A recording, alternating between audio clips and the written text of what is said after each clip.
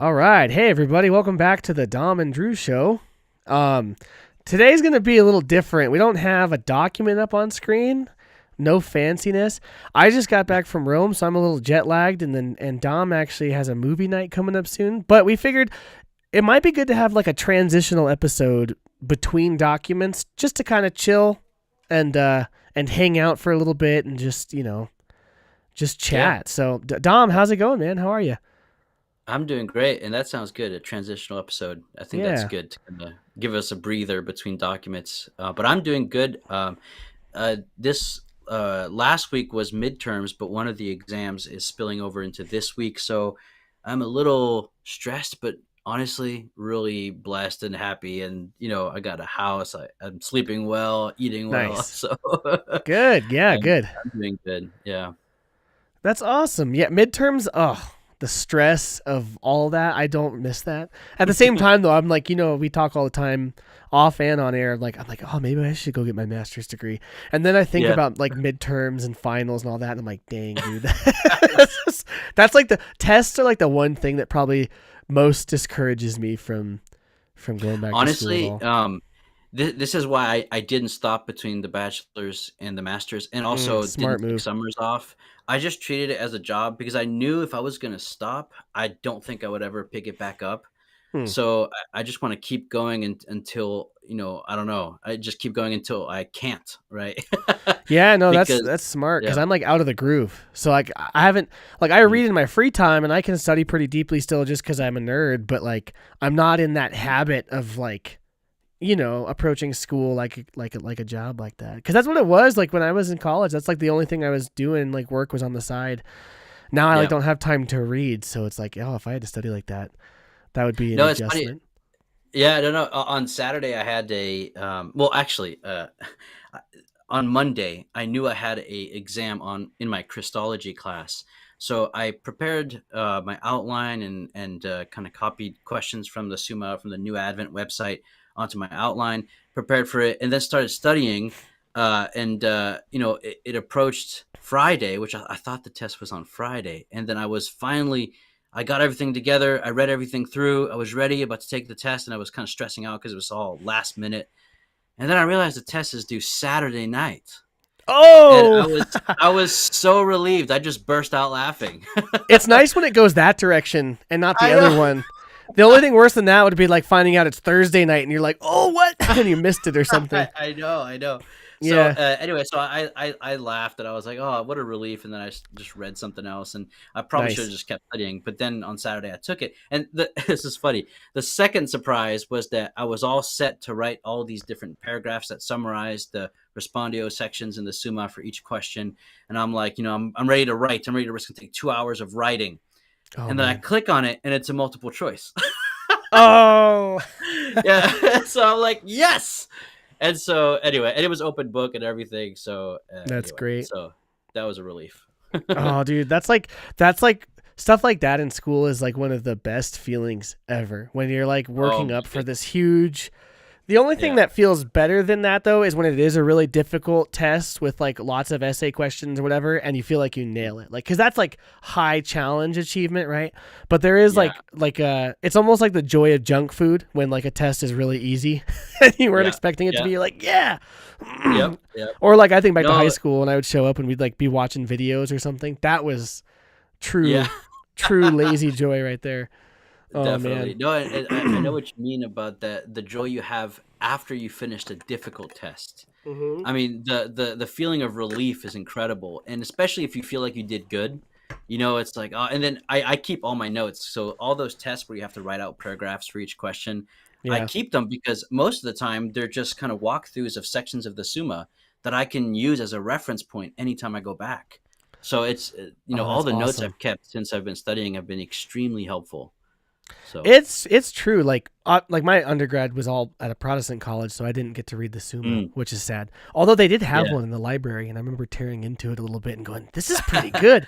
That was yeah, before I was yeah. even like, but like yeah, I have a lot of my old textbooks and stuff, and I'll go back to them every once in Mhm. a while and like have my notebooks, and it's nice even just to refresh and like get your mind back in that space. Because it is sad. I'm sad to say that, like, I feel like I've lost some of my sharpness, which, like, if you ask certain people, they're like, no, man, you remember everything. I'm like, no, I don't. I used to know, like, a lot of factoids and little tidbits and things that I'm just like, psh.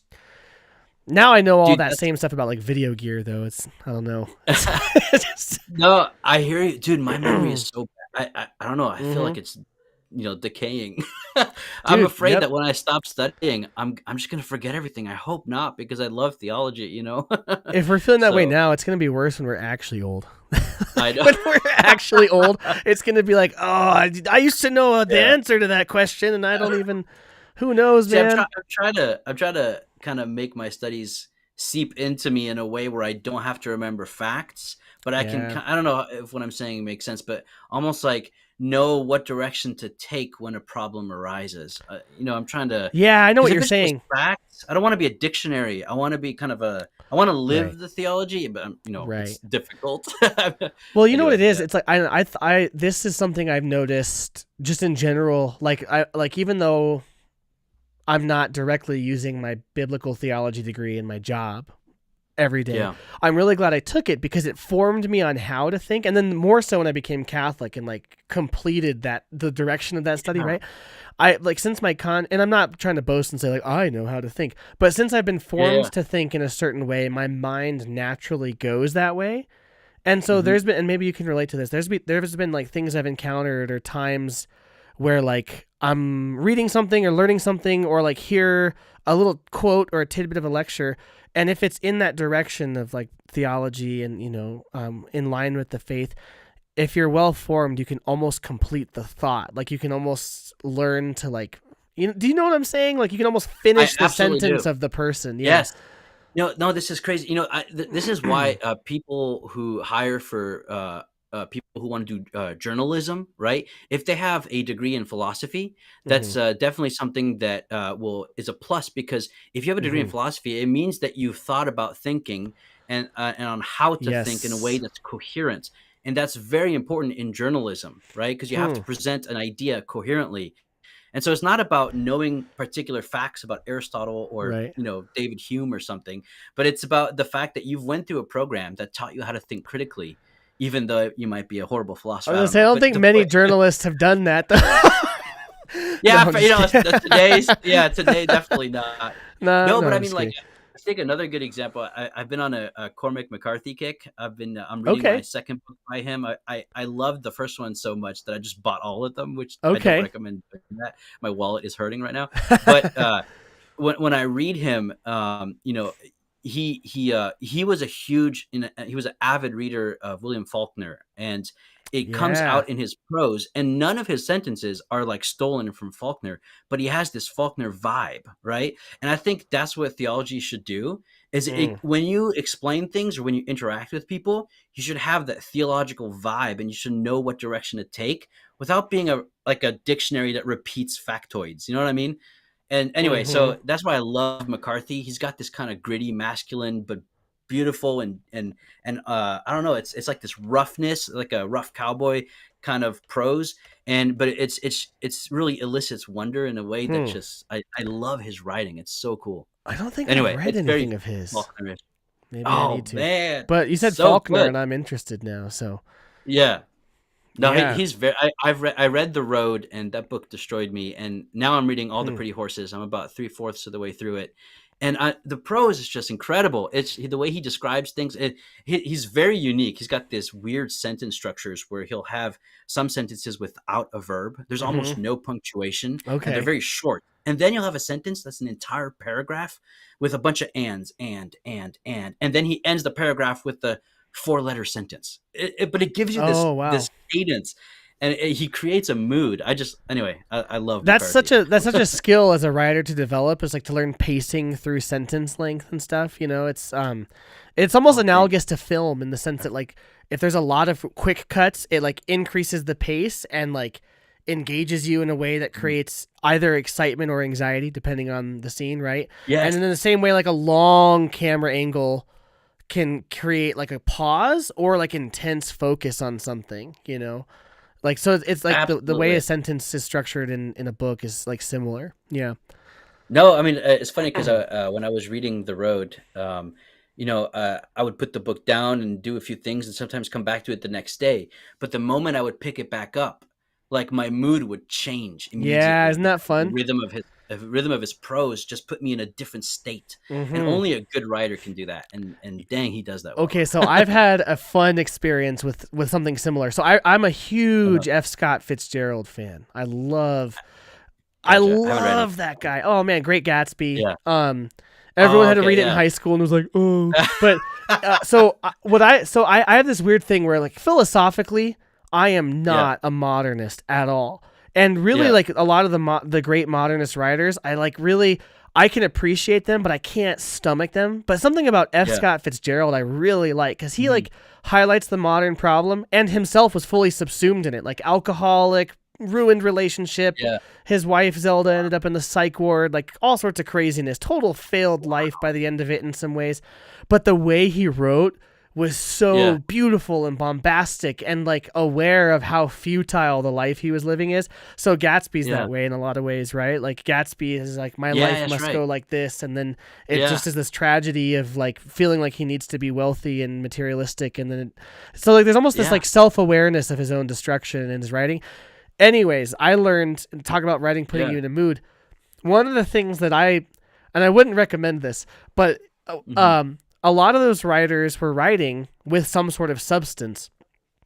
And so like Mm. for some of them it was like hard drugs, but for Yeah. Fitzgerald it was I heard gin. Stephen King does that. Yeah. Yeah, exactly. But uh, he Gin. he was almost always kind of drunk on gin when he would write, Yeah. allegedly. So I started drinking gin and tonics while reading The Great Gatsby. And then this was like my third Yeah. read through of the book, and I loved the book, so I knew it really like I knew Yeah. it decently well. And Yeah. I would drink gin and then read The Great Gatsby, and it felt like it unlocked a new level because I'm like, oh, Yeah. I'm in the state he was when he wrote the book, right? Like probably Yeah. Yeah. probably not quite because I'm having a couple G and Ts, and he was probably having a couple Yeah. bottles of gin, but there is something to like. There's something to be said about the way that. Here's what I think it is. As like, because I studied theology, but I had a double degree in English literature, and so I have this weird Mhm. synthesis of those two disciplines, I guess, in my mind. Someone who writes a book is Yeah. imprinting their consciousness on you in a way. So like when you're engaging their literature, basically you're getting their thought, and for some writers they're writing very stream of consciousness, so you're almost getting it unfiltered, but it's like a Mm. structure that your brain attaches to, and it kind of shapes you in a way for better or worse, which you probably have to be a little Yeah. careful with. But it's interesting because it's almost like it's like the closest thing to like entering in someone else's head in a way, and they have some control over what that's like, but like you can almost get a sense of like I was saying with like finishing thoughts in the faith, you can almost get a sense of what someone would be like and have an impression of them in your mind of like what it's like to be them through their writing. And Dude, this is I especially completely true of agree. more modern writing, like more modern writing where it's not as formal and they're not doing as much structural like editing and stuff can Hmm. really be that way, especially if they're good. No, I But mean, what's that quote? It's kind of cheesy. A good book is like a good friend, but it's yeah. so true because there's something about it's almost like I don't know. I treat my books like people, Yeah, okay. and sometimes my friends tell me I'm a little bit fanatical about it. But anyway, Uh-huh. like I don't loan out books, so people think I'm Oh. selfish. But it's because every time I've loaned them out, even if it's a very good friend, something bad's happened. So I just don't loan out my books. Dude, I And was in yet, the it's kick not of loaning because out books and I lost a lot of books that way, so yeah, I get it. I I know, did this this came up in my Facebook memories recently. I got a Facebook yeah, memory of me putting out a desperate plea of like, if you've loaned a book from me, can you please return it? I didn't get a single book back from that, dude. I like texted yeah. everybody and I was in oh. No, I don't loan them out not because I'm afraid of like their condition, although that's part of it, right? But it's because I'm afraid they won't come back to me. And the reason why is, I mean, ask anyone. All my books, there's like markings and highlighting in them. It's not even pencil. I use this is Oh. bad, I You have like know, your but own language. I use like pen to I don't know where the camera is. Pen in my books, like Oh, in the that's Summa fine. up here. This nice collection here of the Summa. Yeah. There's yellow highlights all over it. Oh yeah, that's how it should be. That's how it Yeah, should be. here's the thing, right? My thinking was this: if I have these books and I don't write into them, right, and if I just leave them there to look nice, it's at least for me, it's a form of greed, right? Or I'm Mm. kind of like Smog on on the gold in the mountain, right? I have to use these. And in fact, if I use them well and I mark them well, then when I die, whoever gets them will receive not just the book, but my own working through of that Right. book. And it Hopefully, helps if you it's done well. remind yourself of your own thoughts. Like I've gone through phases. Like Yeah. sometimes I'm a purist where I'm like, I wouldn't dare mark a book. But most of the time, Yeah. especially if it's like something technical or something theological or Yeah. philosophical, I mark the heck out of it. And then whenever I go Yeah. back to those books that I've done that with, I'm really grateful that I have. Like there's even a devotional book by Henry Nouwen that I just picked up again that I went through in college as a Protestant. He's a Catholic priest, but I had like underlined a bunch of stuff in there when I first went through it. And it's interesting to like go Yeah. back through some of those reflections See what and you then were see saying. what was sticking out to me. And in some ways Yeah. I'm like, hey, I need to hear that again. And in other ways I'm like, oh man, what a dark time that's what I was underlining, right? Or whatever it Yeah. is, Yeah. you Yeah. know? Yeah, it's interesting. No, well, since we're on the topic of uh, big books in St. Thomas, I mean, I did that with this one book I read. I think it was three years ago. It was my metaphysics class. Um, I was reading Norris Clarke's *The One and the Many*, and a lot of people ask me, "All right, Dom, I want to read St. Thomas, but I don't understand the terms he's using. I don't see how they fit together. That's just not the terms we use today, even in hmm academia, in a certain sense. So hmm how do I read St. Thomas? How do I make sense of him?" And I always point them to this book called *The One and the Many* by Father Norris Clarke. Hmm. There's many great ones out there, but that one is very good if you're an undergraduate. It's challenging, but it's also designed for undergrads, right? But Okay. that book was just incredible. Like it really helped, because I have a hard time appreciating the particular work of an author without knowing his worldview, if that makes sense. So when I first started reading Ratzinger, I was reading little booklets by Ratzinger, and I only read a couple, like a few, right? And I was like, "What's the big deal? This isn't even that great." I can't believe I thought that, but that's true. And hmm and then I read his Introduction to Christianity and his Oh book yeah. Eschatology. Those two books, Eschatology, Introduction to Christianity, and those little books, it became four dimensional. They went Hmm. from 2 dimensions to 4 dimensions. And so the point I'm making is that in those other two books, Intro to Christianity and Eschatology, it's almost like I got a glimpse of his overall vision. And then now that I look at certain aspects of things he says on particular topics, with hmm that backdrop, they take on a whole new level of depth. So same thing Hmm. with St. Thomas. It's like you read Article 2 of Question 96 and you're like, I guess I understood that, but like, okay, right? But Right. then if you read Norris Clarke's *The One and the Many*, he gives you a kind of panoramic view of Aquinas, Hmm. specifically his metaphysical process, his metaphysics in general. And then you read an article in Question 96 with Norris Clarke's book in mind. Suddenly it's like, oh wow, that fits into Thomas's Christology. It fits into his Hmm. metaphysics of God, essence and existence, and all that kind of stuff, actuality and potency, and it hmm makes sense, right? Yeah, it And makes it come what was I? alive. Yeah, I'm yeah. gonna have to read So that book then, because I'd like every once in a while I'm like, yeah, I'm gonna start reading the Summa, and that same thing happens to me. Like I can chew through it and yeah, like feel like maybe I'm getting somewhere sometimes, and then other times I'm like, what? dude, it's the exact same thing with me, right? When I first picked it up, everyone's like, well, Thomas is the authority, right? He's got hmm the metaphysics right. He's got all the answers. He goes through the sacraments, where they instituted by Christ, everything, right? And I'm like, okay, cool. I opened the Summa and I'm like, what the hell does this mean? Right, you dude. know, like I have no Yep. idea what's going on.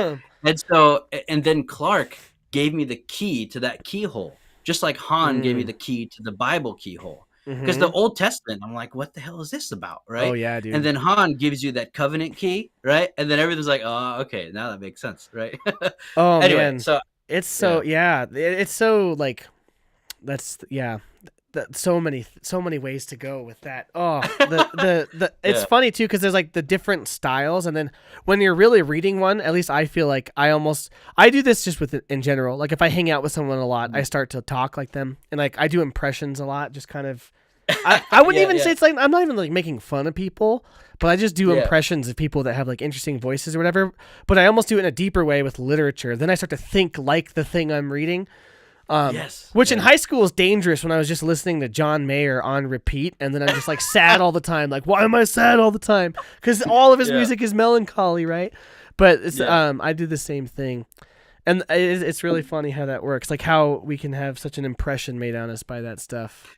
No, but Yeah. like so you brought up the idea that, when you read someone, it's almost like their consciousness is being impressed Mm-hmm. onto you, right? Mm-hmm. And it seems to me, I mean, that this fits beautifully with Ratzinger's way of thinking, which is that the word, right, is creative and Mm-hmm. redemptive. Redemption being a new creation from the broken pieces, you might say. But it's Mm-hmm. like, if you think about it, a good book, Mm-hmm. well, I think Bishop Barron once said this. It'll rearrange you like internally and drastically, right? Mm-hmm. Almost like a beautiful piece of music will do something to your soul, and you will not be the same person after it that you were before it.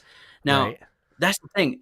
If a book can have that effect on you, it's going to inform the way you see the world, and therefore the way you act in the world, the Mm-hmm. decisions you make, and therefore the shape in a certain sense and structure of the world physically around you, right? Because, think of a garden, right? A garden is a certain way depending on how you treat it. Mm-hmm. So the point I'm making is that you kind of see here the creative power of the word, of Yeah. consciousness, right?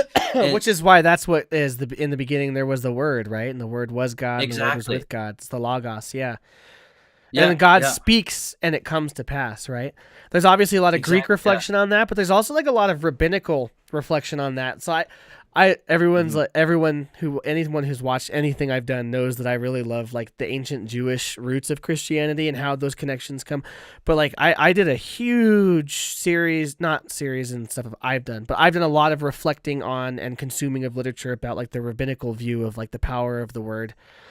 Yeah. And they like the rabbis in like Midrash in the Talmud and stuff talk about the power of the tongue a lot, which we even see in like the Epistle of James, right? Like the power of the tongue to destroy, you know. Yeah. Yeah. But they say it's a direct connection of like being in the image of God, like the power of the word creates the world. And so there's a rabbinical phrase that words create worlds. So in the same way that the word Yeah. of, Hashem of God to the rabbis, Yeah. they call him Hashem. The word of God, God's words create creation. He speaks and it comes to pass. In the same Yeah. way, in the image of God, our words speak, and it might not have the same kind of efficacy, but it certainly Yeah. creates a world to you, right? And so like that's why we have to be careful with the tongue because it's Yeah. so Yeah. potent. And I think about this as a parent all the time, like how much of my inner monologue, for better or worse, was from my Yeah. parents, right? And so then like when I'm speaking to my daughter, I'm like, my words are gonna form how Mhm. she filters the world, and that's a Yep. very Yep. No, powerful definitely. thing. So it's the same way. Yeah, and you know what it is? Oh, now I'm riffing, Dom. Here we go. It Go is ahead. in and of itself a tradition. It's the means by which, it's traditio, the passing on of life from one to another. And so in the same way that God through his word passes on who he is to creation and like he wants to share with us and have Mhm. communion with us in that, that's what our words do. It passes on our very life to the people who encounter our words, right? In a similar Yeah, way. dude. Oh man. Yeah. I mean, like, Hey, so. there it is. Now it's a theology podcast. No, but like, how do you receive the faith, right? How Right, does one believe? What does Scripture say? You believe through hearing. Hearing what? right, Hearing the preaching of the word, right? And so right. it's through the apostolic preaching that and their Yeah. successors, right? That the word is constantly preached to you, and that's why I mean sola scriptura fails because it's not through the reading of the word, but the hearing of the word, which implies a word that is active, Right. that conforms and forms your life in the communion of the church.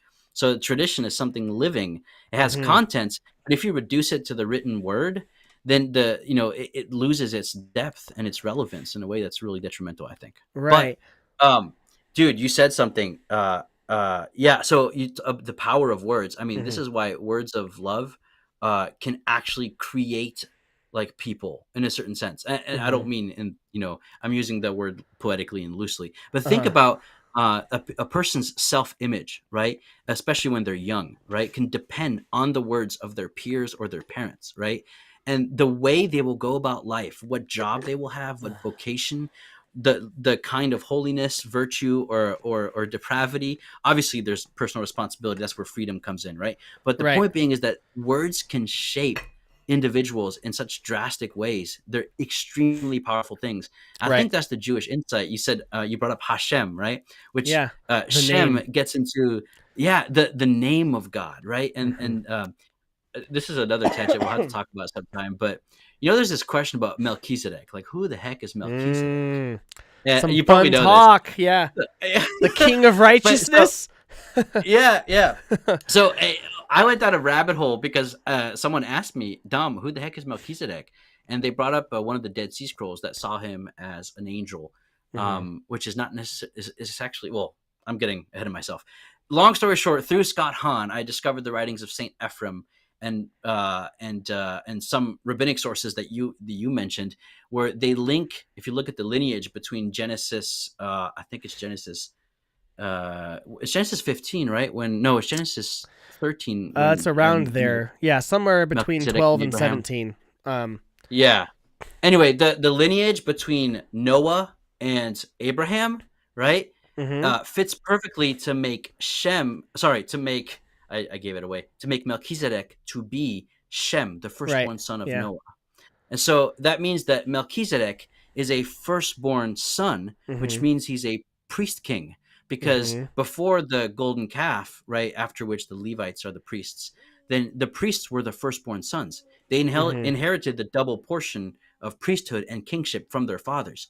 So Shem, the firstborn son of Noah, imparts to Abraham a blessing, which becomes the theme of the rest of the Bible, right? The blessing of priesthood and kingship, which of its, obviously culminates in Jesus Christ, who is a priest according to the order of Melchizedek. Not Levi. Anyway, I think, aren't there church fathers who thought Melchizedek was Christ? Like in the same way that something like the angel of the Lord was the Logos. Maybe I don't know. Maybe I'm mixing it up, but I've heard that theory. Obviously, I don't know where I would stand on that, but it is interesting that Melchizedek in Hebrew literally means king of righteousness, and he's king of Salem, which is the city of peace, which is kind of a prefiguration of, and might even geographically be Jerusalem, because it's likely that Jerusalem wasn't like built by the Israelites, but was taken over by them in the conquest, right? And like the king of righteousness, who is a priest, king priest of the city of peace. And then what Abraham tithes 10% of everything to him, and then they share in what? Bread and wine. And he's a priest of God Most High, right? So he's a mediator and a high priest in that sense. Yeah, that's just endless. I know there might be some church fathers that said that. I do know that they all agree he's a type of Christ. Yeah, and I do know that the Dead Sea Scrolls go even further, calling him some kind of angel, which I think some church fathers agree with. But the point that I find fascinating is that. Shoot, I lost my train of thought. This was really good. Something about Melchizedek. Dang, I had something to say. It was really good. I thought it was really good, at least. Dang, what was it? I hate when that happens. Oh, that's all good. What were you saying? You said something about King of Righteousness. That's right. Yeah, King of Righteousness. The city of Salem, right? When it becomes Jerusalem, you got to ask the question, what does Jeru mean? Because it's not Salem, it's Jerusalem. Well, if you read a few chapters after the meeting with Melchizedek by Abraham, right? Abraham says to Isaac on the way up to the mountain, Mount Moriah? they were near the mountain of Salem, right? Isaac says, "Where's the sacrifice, Father?" And Abraham says, "God will provide." Well, God will provide is Yahweh Yeru. Yahweh Yerusalem, Jerusalem, and the sacrifices of the old covenant are performed on the holy mountain, Mount Zion, which those sacrifices were meant to make present the sacrifice of Isaac, right, in a way that was atonement for sins. So, I mean, come on, Jerusalem is the place of the binding of the Son, the providing of peace. The Father. Yeah, so the provision, and then shalom, peace, Salem, shalom. Yeah.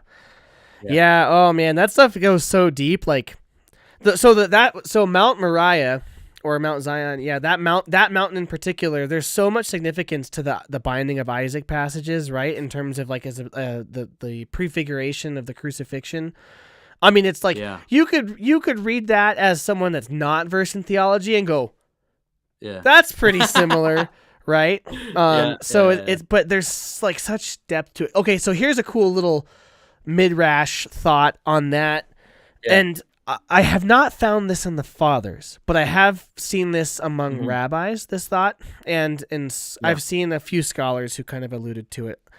I can't remember them because that was a decade ago now, but that I read that stuff. But I remember reading this because like one of the things that I try to do is like, how can I think about this like a Jew or a first century Jew or a Christian would have in the early church, right? Yeah. And I remember reading, because like a lot of people, the Binding of Isaac, they're like, the popular narrative, and I don't want to say that this is a wrong way to read it. I think it's a valid way to read it. Yeah. But the popular narrative is, oh, God wanted to see if he would give him anything to prove his loyalty.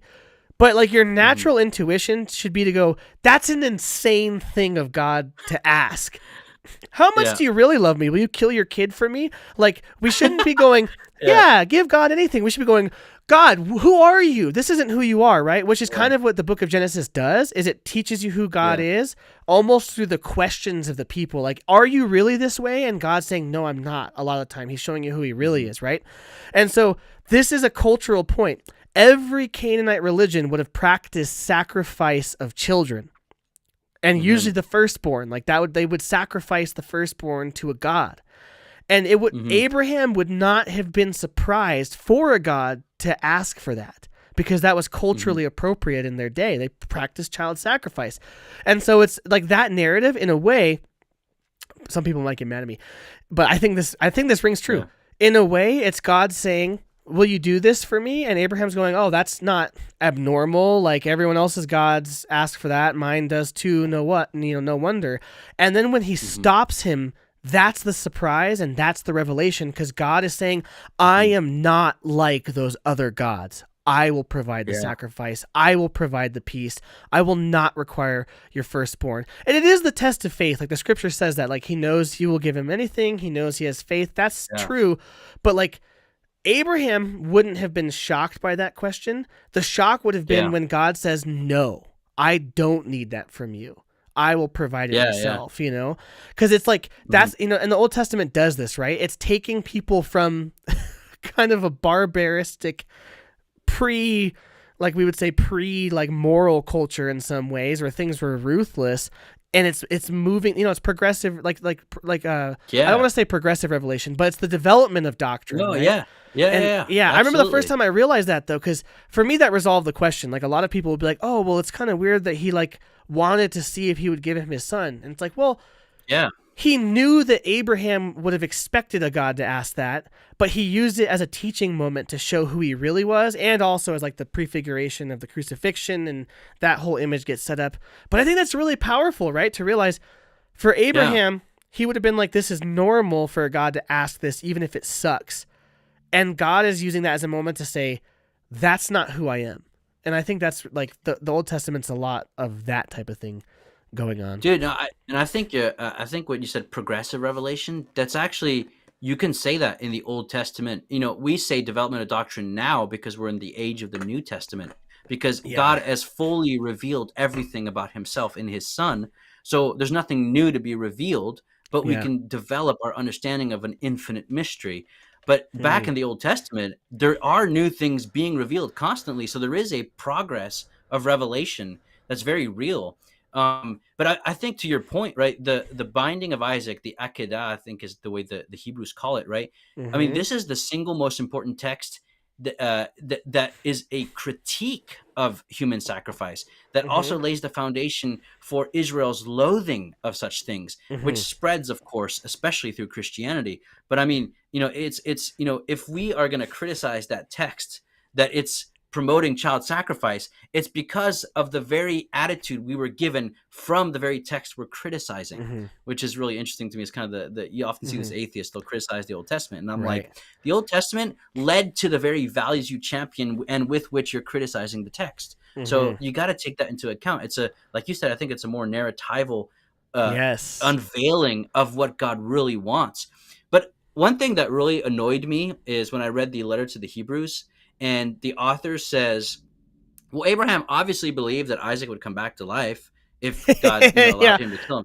And I'm like, how the hell is that obvious? No, that is not obvious. Like, that's, I even thought it was a stretch. And I was like, okay, at that time. I was a lot more historical critical at the time. But anyway, I was like, okay with like, yeah, maybe he was just wrong about that. Anyway, but I looked into it, right? And if you look at the terms being used, there's a direct parallel with the barrenness of Sarah and the binding of Isaac. and the name Oh, of and so yo, I and didn't know the that. way That's good. dude, yeah, there's Wow. like this whole theology of creation out of nothing that's embedded in Genesis that I Mm. can't remember it was this one author, I can't remember her name. She drew this out in a beautiful paper Hmm. where there's this constant theme of God drawing life from death in Yes. Well, that's the Genesis. flood, right? That's the. This is like, and Yes, this yeah. is the way that Genesis is written, and really the whole Old Testament, even the New Testament, in some ways, it's a subversion of uh, our Pun like intended. Flood, never mind. submersion. Yeah, it's a it subverts Yeah. your expectations of the divine because we try to make God in our Yeah. image, but we're made in His, right? So that's the first subversion. Like pagan gods are made in our image. Like if you read about Zeus, Zeus is like your neighbor, and he's just as much of a jerk, you know. I saw a Yeah. tweet like I'm gonna use a little profanity. I saw a tweet that said like basically all Yeah. pagan mythology is something something something, and then this asshole came in. Like that's kind of how it works, right? And then Loki showed up and had to do, and so like we make the Yeah. pagan gods were made in our image, like they're like us, and so their view of the world is like, Yeah. well, no wonder there's floods and giant earthquakes and disease because the gods are like us. They're frivolous and stupid, right? But Yeah. Christianity and the Old Testament and Judaism subverts that. So we're made in God's image. And then he's constantly so like the snake twists you in the wrong direction. He wants you to take what God says positively about himself and twist you to doubt him, to think that he's more like the evil pagan gods. But in Genesis, Yeah. God's doing the opposite. He's almost showing, so like in Genesis 6, 7, and 6 through 9 with the flood, it says, God regrets that he made mankind and sought to wipe them out. And when you read this, like if you're being honest, the human part of you is going, that sounds kind of rude. But then like Yeah. the undertone, and like really linguistically in the Hebrew, this is even stronger. In English, we don't do it justice, but in Hebrew, I remember, well, I mean, I can't tell you firsthand because I don't know Hebrew, but I had a professor who was fluent in biblical Hebrew, and he was like, if you guys could only understand that he's like word for word in the flood narratives using the same language as creation. So in Genesis 1, you have the spirit hovering over the waters of tohu vabohu, of chaos, because water symbolizes chaos and like uncreation and disreality and discord. Well, now you have what? Waters flooding the earth, which in the same way as what humanity has done with the earth through sin. So we're kind of getting what we've asked for, the world of our own creation in the flood. Yeah. But what's hovering over the waters this time? The ark. And what does he send out of the ark to test for land? It's a dove, a symbol of the spirit. And so this is a symbol of recreation. So God is actually taking not nothingness, but the chaos we've made of the world and actually using it to recreate the world. And so That's like beautiful. that is Genesis 6 through 9, but we read the part where it's like God regretted he made us and wanted to destroy us, and that's the verse that atheists get hung up on and we get hung up on. But it's like it's actually asking us to go, is God really just destroying us because he's like sick of us, or is something deeper and more beautiful going on? Because really God is making real what we have already done. We've already destroyed ourselves. In Genesis 6, we've already destroyed ourselves. Yeah. And now he's recreating us out of the ash, out of the dust, out of the chaos, right? And then you see Genesis, is it 10 when Noah's fall? Or maybe it's still Genesis 9. It's like that's the fall again. It starts over. Yeah. I know Babel is 11, but no, oh man, I just read this book recently on the Atonement by Dr. Margaret Turk, and she talks about the wrath of God, right, in a way that's really beautiful because we just talked about how we're uncomfortable with. No, you're good. I thought I muted my mic, and then I realized I didn't.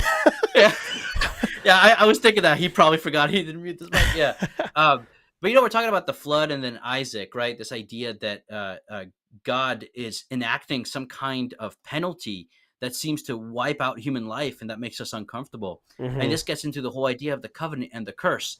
So if you stop the covenant idea with the curse and the blessing, and you don't move on to the next part of the covenant idea, which is called vindication through ordeal, it's an ancient Near Eastern practice, then you miss everything, right? Because yes, there's a reality in which we incur a certain penalty that does look like some kind of gruesome and somewhat morally unfair result, which is death, Isaac, flood, blah, blah, blah.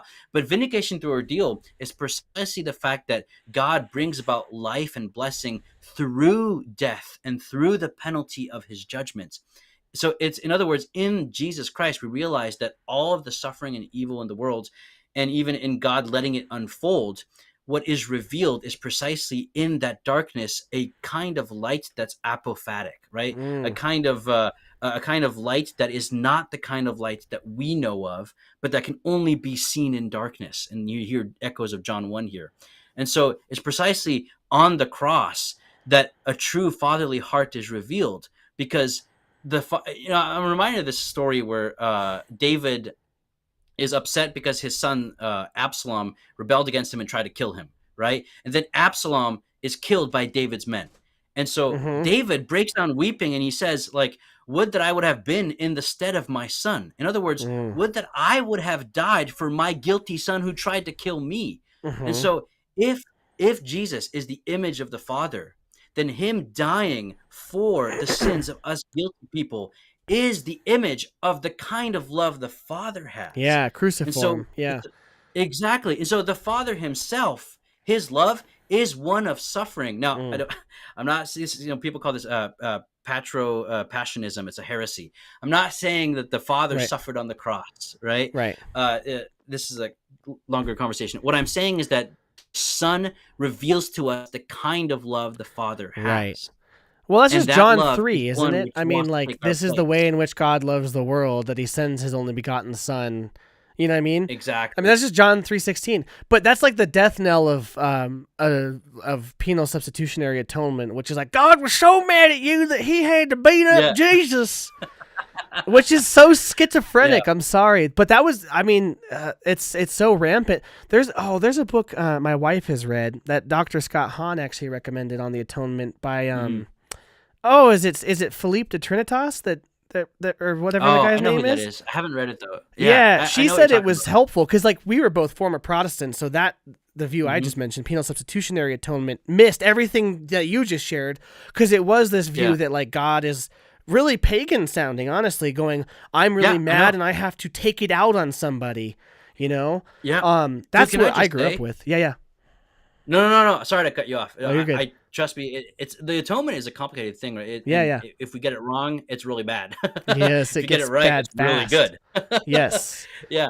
And so I had so many questions on the atonement. I got some answered here and there, and with very good answers, but always had some lingering questions about it. And I read the book Atonement by Dr. Margaret Turk from Ignatius Press, and I am confident in saying that that book answered every single question I ever had about the atonement. It was Oh, the wow. best treatment of the subject I have yet encountered. You should send that I to me. even want to try to reach out to her and have her on my show, but I haven't done that yet because I've been so busy with Oh, you got midterms. to do it. But I'd You got to love. do it. I know, but it's such a good book. It's Hmm. so, and she uses John Paul II, Pope Benedict, and Joseph von Balthasar and Hoffman. What's his first name? Something Hoffman. I can't remember his first name. She uses 4 theologians to explain the atonement. And the first chapter is on the Old Testament, what atonement meant for the Jews. The Hmm. second chapter is on the New Testament, what atonement means for Christians. The third chapter is on a spiritual application of atonement for us today in our spirituality. And I think it's just 3 chapters, and then there's like 2 appendices. What's this It's title just again? I didn't phenomenal. find this book on It's just called Amazon. it's called Atonement. The subtitle is like, I think, biblical and spiritual. Is it musings Soundings in Biblical, uh, Trinitarian, and Spiritual Theology. Margaret Turk. that's it. Yep. Yeah. Bro, putting that in the wish list. I'll She's let me been put on this in the Larry Chapp's YouTube interviews, and I want to reach out to her and see if she can come on my show to talk about the book. I need to put some questions together, but it was just phenomenal. I just loved it. So I'm gonna put that in the description. So if anyone wants to refresh it here, yeah, definitely read it. Now I will see. warn people, it is dense theology. Like if I had not been reading Ratzinger, I would have struggled a lot with the. But it really helped me, the fact that I've been reading Ratzinger for so long now, that I kind of like picked up on what she was saying because the themes were all there in Ratzinger. But it is pretty dense, so just be warned. It's not easy, but it's so rewarding if you make your way through it and you spend time with it. It answered all my questions on the atonement. Yo, thanks for the super chat. Someone gave us $1. Thank you. Nice. Then I I'm get $1 $0.50. closer to buying that book. Oh, that's not Yeah. too bad. $20. That's actually like some of the more academic books get really expensive, so that's actually not too Dude, bad. I know. Um, Yeah, it's awful. oh man, that makes me And want to we're find the students of the the other poor one. ones. Like, how dare you? Just kidding. It is kind of ironic, right? That like theology books are expensive for that reason, because most I of the know, people right? studying it, we're not gonna. Like, Although I had a professor, you'll love this. He said he looked. This is day one of our New Testament class, and this guy is a Baptist professor at this Protestant university, and he looked at us. He was a year from retirement. He said, "Well, I hope none of y'all have any expectations of making money. But if you do need to make more money than your really poor pastor salary, I would recommend predicting the date of Jesus' second coming. And when it inevitably doesn't come to pass, just write another book. You'll make thousands and thousands of dollars." yeah. So, man. Oh my gosh. And he's right, though. In my short tenure in college, even, I saw multiple Protestant prediction books come out that were all wrong. Yeah. Oh, man. Yes, substitutionary atonement is a horrifying concept. Who could worship such a God? Yes. That's what I would say now. I used to believe in it, though, man, like the worst form. I was like a hardcore Calvinist, limited atonement, and like, God separated from Jesus. I used to believe that. Wow. Yeah. So when I began the book by Turek, I was skeptical that she was going to be a little ad hoc and kind of bend things to make it fit in a certain sense, because I know there's passages in the Old Testament that are hard to square with the understanding that is not the one that we are lamenting, right? And she didn't. She was very objective, thorough, and it was satisfying, and it did not seem ad hoc whatsoever. And now I can read those passages and even speak that way in a way that doesn't make me uncomfortable, because I feel like I get the essence of what it means for Jesus to bear our punishments and for Jesus to Thanks, super David. chat $13.99. Thanks, David. Now I have to actually buy it, probably. Man. Yeah. Anyway, but the mystery is so beautiful, and the way she explains it, it's a little dense. It's hard to like summarize the gist of it. But there's language now that I'm comfortable with, which is Christ suffering the penalty for our sake, and in a certain sense, the Father, visiting His wrath on the Son, if understood correctly, can be said. But again, that's really what kind of makes people uncomfortable. Again, after this book, now I understand that it's actually the most profound love that motivates that motivates what happens on the crucifix. Love of the Father for the Son and the Son for the Father in a way that transforms everything. It's love like you've never seen. And that book really helped me see that. Another Jewish concept actually that helped me like start to put these pieces together. Because like really the problem with penal substitutionary atonement is that God has to solve God's own problem instead of just getting over it. Like God's like, well, I just gotta, they did this thing, but I love them, but I need to kill somebody. And it's kind of like a valid critique could be like, dude, that sounds like a personal problem instead of one that demands hell for all of us, right? Like that conception of God is really unhealthy, as opposed to if you have a strong view of humans having free will, and of God being perfectly just and merciful, but not being parts, right? He's simple. Like he's, like we believe that in divine simplicity, God, because like a Protestant will say, well, God is fully just and God is merciful and these are conflicting and the cross is the solution. That's literally diagnosable schizophrenia. And I'm using really strong language because this is my past. Like if you're like, well, on one hand, I want to kill you, but on the other hand, I want to kiss you. It's like, maybe see a therapist. But what's really going on is that God created the world and it was good.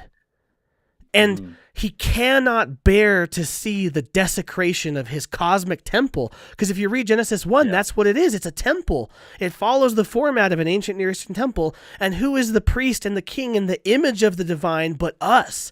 And so when we make the whole project go awry, God cannot help but set it right again. And that's Yes. teshuvah, that's redemption, a return to the course, right? And that's also shalom. That's the restoration of shalom, of good, order, peacefulness, and harmony to the creation. And that's what the atonement is in a way. It's God taking that upon himself to set things right by becoming man, right? So the incarnation has to be linked to the atonement.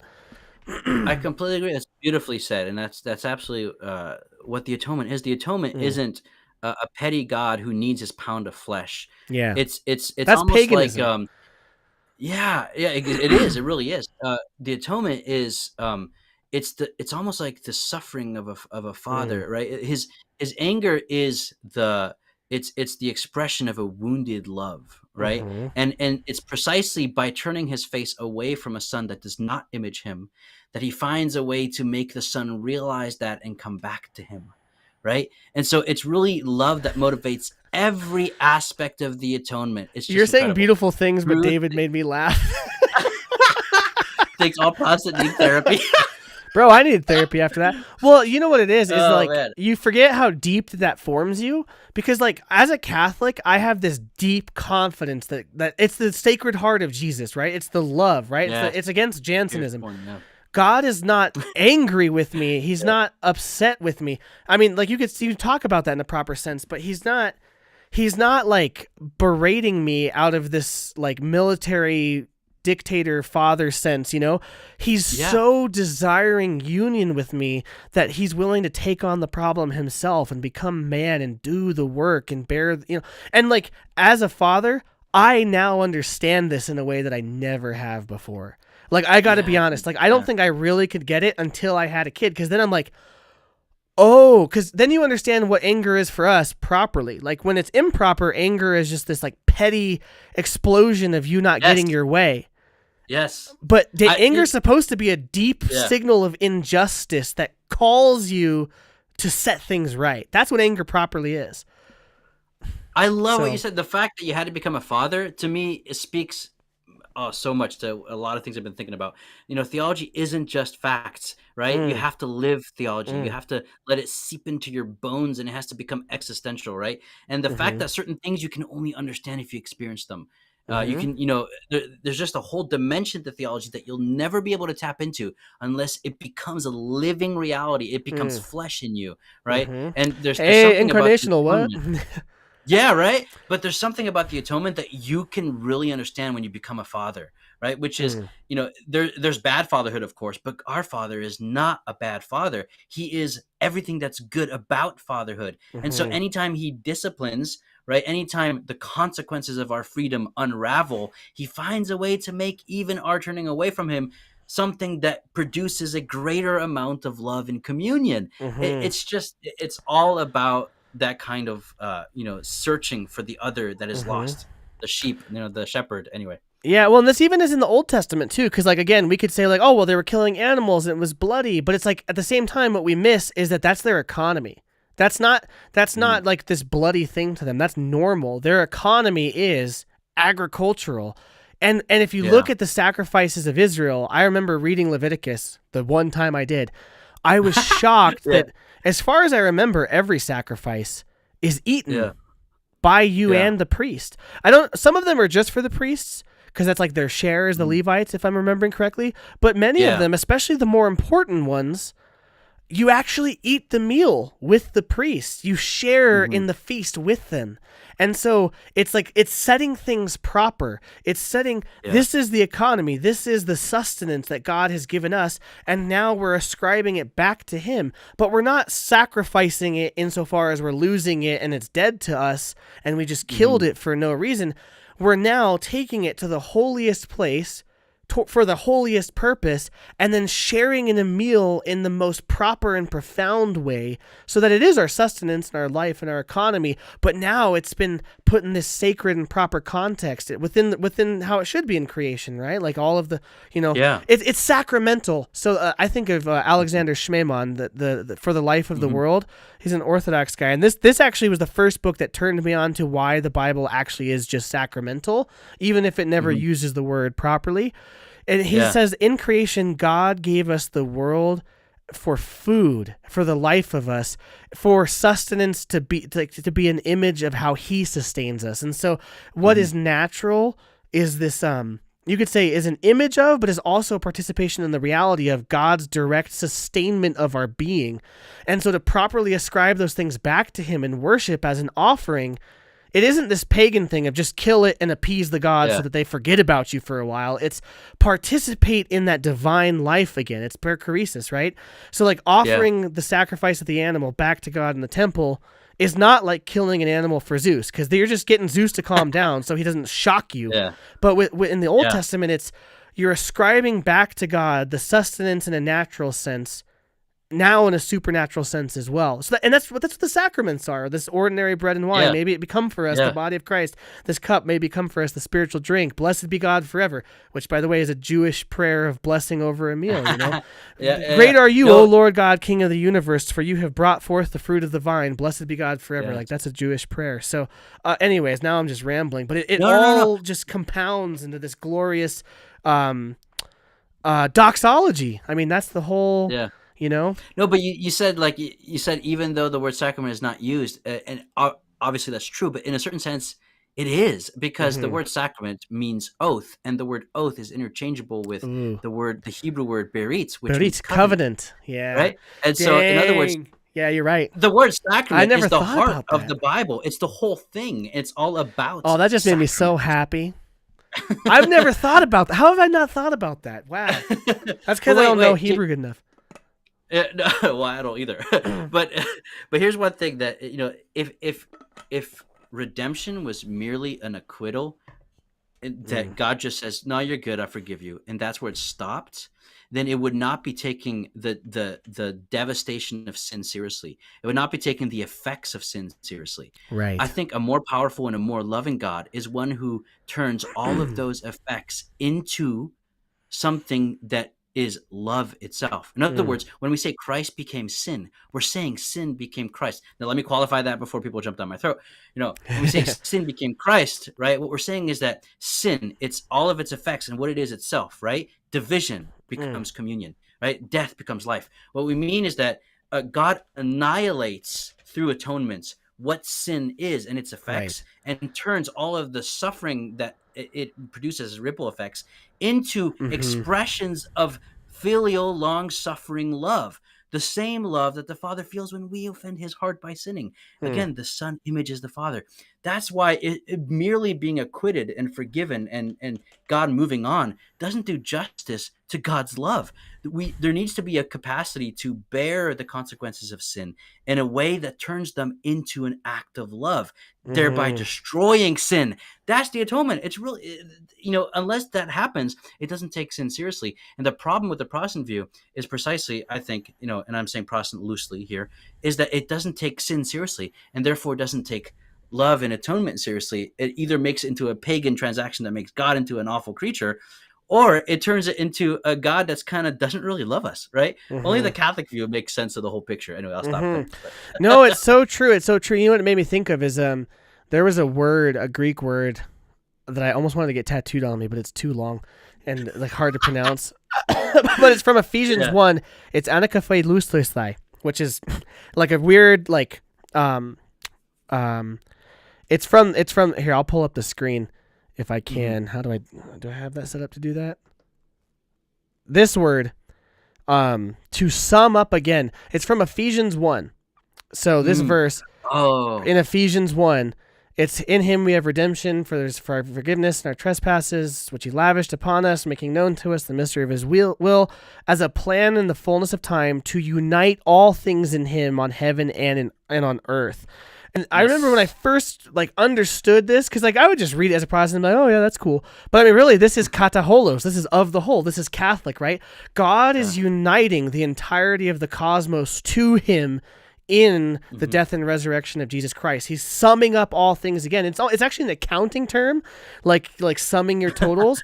But what it's saying, what Paul's communicating is that God is recalculating all of history and creation through the lens of what Jesus Christ did, and that's the ultimate lens through which this is all that's it. It's summing up all things in Christ, which is It's like you said, it's taking everything and assuming it, right? And that is Catholic. It's universal. It's quite literally cosmic, right?